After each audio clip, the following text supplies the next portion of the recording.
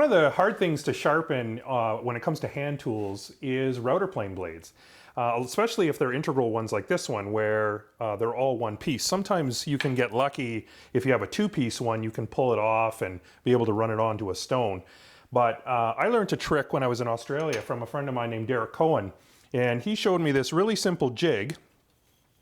It's just basically a block of wood with a V-groove cut into it, which allows the blade to sit and you get the orientation of the blade itself perfect.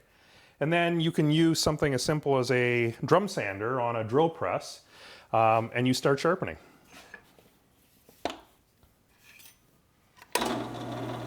So you just center the blade just by eye, you don't have to get too fancy with it.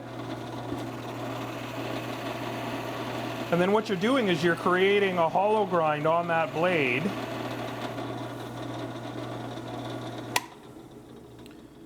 That's going to make honing this a heck of a lot easier because now you've got the heel and toe to work on. So you can just highly polish those areas, and then these are just out of the way.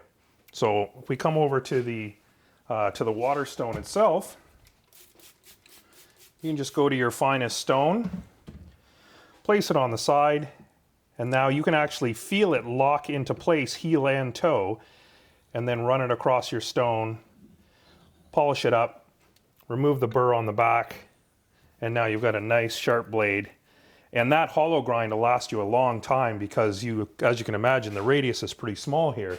So you end up with probably a couple of years worth of hollow grind. So that's just an easy way to get those blades sorted out and sharp.